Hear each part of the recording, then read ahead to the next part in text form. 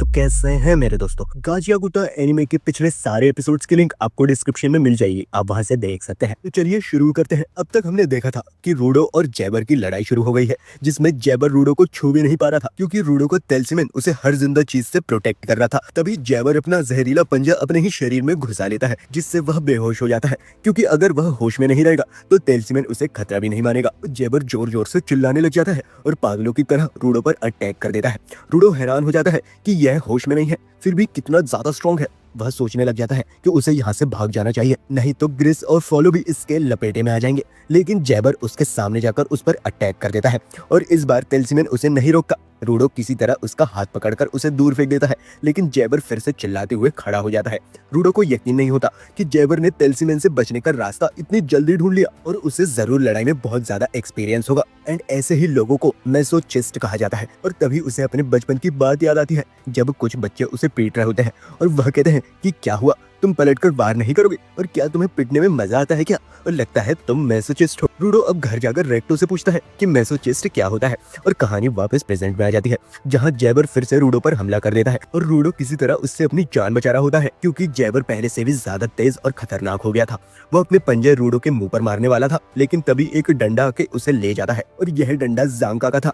तभी जांका यहाँ पर आ जाता है और बोलता है कि मुझे तो ठीक से हराया नहीं है और यहाँ इस बच्चे के साथ खेलने आ गया। और वह फिर रूडो से कहता है कि रोको रूडो, मुझे भी इस कमीने से हिसाब बराबर करना है। रूडो कहता है कि तुम्हारी हालत तो ठीक नहीं लग रही। तभी जांका कहता है मैं बिल्कुल ठीक हूँ और लगता है तुम अपनी पावर को यूज करना सीख गए हो। रूडो कहता है बट अब यह पावर जैबर को रोक नहीं पा रही है। जांका कहता है कि वह काफी देर से इनकी फाइट देख रहा था और वह कहता है कि तेलसिमेन तभी रिएक्ट करता है जब सामने वाले के मन में चोट पहुंचाने की भावना हो, लेकिन अब उसका तेलसिमेन बेकार हो गया है और पॉइजन की वजह से जांका भी ज्यादा भाग दौड़ नहीं कर सकता। अब जांका कहता है कि वह एक चीज ट्राई करना चाहता है और वह रूडो को मार के दिखेगा कि उससे तेलसिमेन रिएक्ट करता है कि नहीं, और हो सकता है कि वह जांका को टेलीपोर्ट करके जैबर के पास भेज दे। और अगर जांका का यह प्लान फेल हुआ तो रूडो के सिर पर डंडा पड़ जाएगा। जैबर अब फिर से उठने लग जाता है और रूडो पर अटैक कर देता है।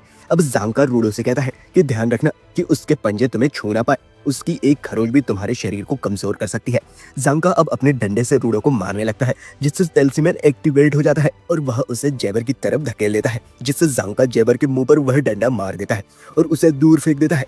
जांका को यकीन नहीं होता कि उसका आइडिया काम कर गया और रूडो सोचता है कि मतलब तुम सच में मुझे डंडे से मारना चाह रहे थे। जांका कहता है कि अरे मैं तो बस टेस्ट कर रहा था, लेकिन अब हम मिलकर जरूर इस जैबर को हरा देंगे। जैबर फिर से इनकी तरफ आने लग जाता है और जांका रूडो पर डंडा मारने की कोशिश करता है, लेकिन तेलसिमेन उसे फिर से दूर धकेल देता है और वह फिर से जैबर को कूट देता है। अब इस टीम अप का यूज करके जांका बुरी तरीके से जैबर की धुलाई करने लग जाता है। अब इसी दौरान जैबर को होश आ जाता है और जांका उसके सिर पर डंडा मार के उसे नीचे गिरा देता है और फिर खुद भी जमीन पर गिर जाता है और उसका शरीर अब पूरी तरीके से थक गया था। इधर रूडो का तेलसिमेन भी टूटकर गिरने लग जाता है और राख बन जाता है। अब रूडो कहता है कि ऐसा क्यों हुआ। जांका सोचता है कि इसके बनाए इंस्ट्रूमेंट ज्यादा देर तक टिकते नहीं है और शायद यह वन टाइम यूज ही है या कुछ और बात है। अब रूडो को बहुत बुरा लग रहा होता है कि ग्रिस का तेलसिमेन उसने खत्म कर दिया। तभी रूडो को कुछ होता है और वह जमीन पर गिर जाता है और जांका उसकी पीठ पर पंजे का निशान देख लेता है और उसे समझ नहीं आता है कि जैबर ने उसे पंजा कब मार दिया। इधर जैबर को भी होश आ गया था और वह बोलता है कि पता नहीं मैंने बेहोशी में क्या क्या कर दिया, लेकिन कुछ अच्छा ही किया मैंने। अब जांका को यकीन नहीं होता है कि इतनी मार खाने के बाद भी जैबर फिर से कैसे चल पा रहा है। जैबर बताता है कि उसके लेफ्ट वाले पंजे उसके शरीर का दर्द गायब कर देते हैं और राइट वाले पंजे पॉइजनस होते हैं जो उसने जांका के अंदर डाले थे, लेकिन उसका खुद का शरीर इस पॉइजन से इम्यून हो गया है। तो जैबर पर इसका असर सिर्फ 10 मिनट तक रहता है, वही जांका पे इसका असर 30 मिनट तक रहेगा। तो वह उसे फिर से स्टेप अप कर देता है ताकि अगले 30 मिनट तक जांका कुछ ना कर सके।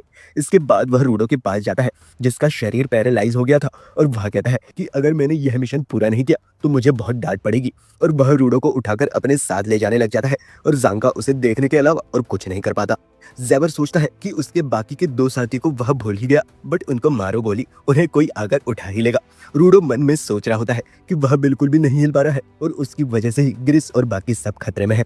अब जैबर उसी छेद के पास जाता है जिससे सब नीचे गिरे थे और छलांग मारकर बेसमेंट से बाहर निकल आता है, मगर वह देखता है कि यहाँ की दीवारें तो किसी ने तोड़ दी है और बाजू में उसे रियो दिखाई देती है। और तभी एनजी यहाँ आके जैबर के पेट में अपना छाता घुसेड़ देता है और एनजी बाकी क्लीनर्स के साथ यहाँ रूडो को बचाने आ गया था और बोलता है कि क्या गंद मचा रखी है, चलो अब थोड़ी क्लीनिंग की जाए। वो आगे कहता है कि हमारे साथियों को तुमने बेसमेंट में फंसा दिया ताकि वह मदद के लिए किसी को कॉल ना कर सके, और यह कितनी घटिया हरकत है। वो तो टॉमी बाहर निकल आई थी और उसने पास के टाउन में जाकर हमें कॉल कर दिया, वरना हमें तो पता ही नहीं चलता। तभी टॉमी कहती है कि ग्रिस और बाकी सब अब बेसमेंट में ही होंगे, कहीं उन्हें कुछ हो ना गया हो। तभी एंजी कहता है कि चिंता मत करो, वह इतनी आसानी से मरने वाले नहीं है, कुछ लोगों को लेकर जाओ और उन्हें बाहर निकालो। जेबर चिल्लाता है कि अरे तुम सब तो बहुत तगड़े लग रहे हो और मैं बेचारा अकेला दुखी टूटा फूटा, तुम लोग मेरी तरफ ऐसे क्यों देख रहे हो जैसे मैं कोई कचरा हूँ, और आई लाइक इट। एनजी बोलता है कि रूडो तुम इतने टाइम से इस पगलेट के साथ लड़ रहे थे और मुझे तो तुम पर तरस आ गया। वही रूडो तो ठीक से हिल भी नहीं पा रहा होता है। तभी रियो कहती है कि अच्छा हुआ रूडो, तुम्हें ज्यादा चोट नहीं है। एंड यहाँ पर डेलमन नाम का एक क्लीनर बहुत ज्यादा गुस्सा हो जाता है कि उसने हमारी टीम मेंबर्स को चोट पहुंचाई, मैं उसे छोड़ूंगा नहीं। तभी दूसरा क्लीनर उसे थोड़ा शांत रहने के लिए बोलता है। एनजी जेबर से कहता है कि वैसे तो तुमसे हमें बहुत सवाल करने हैं, पर तुम्हें क्या लगा तुम हम पर अटैक करोगे और सही सलामत वापस चले जाओगे। जेबर अब बोलता है कि अरे बाबा, तुम तो मुझे जेल में डाल दोगे और फिर मुझे वहां से भागने का प्लान बनाना पड़ेगा, पर मुझे भी मिशन मिला हुआ है कि मुझे रूडो को वापस अपने साथ ले जाना है। और वैसे तो मैं भी यहाँ से दुम दबाकर भागना चाहता हूँ, पर पापी पेट का सवाल है, बिना मिशन कंप्लीट किए मैं नहीं जा सकता, चाहे कुछ भी हो जाए, और भले ही मैं मर ही क्यों ना जाऊं। और तभी वह अपने पंजे बाहर निकालकर इनसे लड़ने की तैयारी करने लग जाता है। तभी उसके पीछे से कोई आ जाता है और इस लड़की का नाम है कूटोनी, जो जेबर से कहती है कि अब टाइम खत्म हुआ, अब वापस चलो। जेबर उसे मना करता है क्योंकि उसे रूडो को साथ में लेकर ही जाना है। कूटोनी फिर से कहती है कि टाइम खत्म हुआ और गून स्क्वाड भी इस तरफ आने वाली है। अब यहाँ पर एनजी सोचता है कि यह लड़की आखिरकार आई कहाँ से। इधर जेबर वापस जाने को तैयार नहीं होता है। तब कूटोनी कहती है कि बॉस के चेहरे पर बहुत बड़ी स्माइल थी, और यह सुनकर जेबर को कुछ हो जाता है और वह बाकी लोगों से कहता है कि सॉरी गाइस, मुझे जाना पड़ेगा। अब रियो देखती है कि उनके पीछे वाली दीवार में किसी तरह का छेद हो रखा है। जेबर अब रूडो से कहता है कि तुम्हारे साथ आज बहुत मजा आया, तुम ऊपर से आए हो बट काफी धमाल हो। रूडो अब बोलता है कि रुक कमीने, खेल अभी खत्म नहीं हुआ है, तुमने जो ग्रिस के साथ किया है उसका हिसाब चुकाना पड़ेगा। अब जेबर यह सुनकर खुश हो जाता है कि तुम तो बहुत बहादुर हो बच्चे, और उसकी नजर तभी उसके हाथ पर पड़ जाती है और वह उसके ग्लव्स के लोगों को पहचान लेता है और कहता है कि इस सीरीज का सामान तुम्हारे पास भी है, यह कितनी इत्तेफाक की बात है। बॉस को यह बात पता चलेगी तो वह खुश हो जाएंगे। अभी तो मुझे जाना पड़ेगा, लेकिन अगली बार मैं पूरी तैयारी से आऊंगा और तब तक तुम अपने ग्लव्स का ख्याल रखना। इतना कहकर कूटोनी और जेबर दोनों पोर्टल से चले जाते हैं और वह अपने आप ही बंद होकर यहाँ से गायब भी हो जाता है। अब बाकी क्लीनर्स यह देखकर हैरान हो जाते हैं कि वह दोनों तो गायब हो गए। वहीं रूडो सोचता है कि यह किस सीरीज की बात कर रहा था। खैर जांका और बाकी लोगों को बेसमेंट से बाहर निकाल लिया जाता है। अब रूडो ग्रिस के पास जाकर उससे माफी मांगता है कि उसने उसके तैलिस्मान को तोड़ दिया। ग्रिस कहता है कि वह चीज उसे बहुत प्यारी थी, पर उसे खुशी है कि वह रूडो के कुछ काम आ सकी और तुमने आज बहुत अच्छा काम किया है। और यह एपिसोड यहीं पर खत्म हो जाता है। तो गाइस, कमेंट करके बताना कि आपको यह वीडियो कैसा लगा, और अगर सच में वीडियो पसंद आया हो तो एक लाइक तो बनता है, और नेक्स्ट वीडियो देखने के लिए सब्सक्राइब करना बिल्कुल भी मत भूलिएगा। तो मिलते हैं नेक्स्ट वीडियो में। That's my time guys, bye.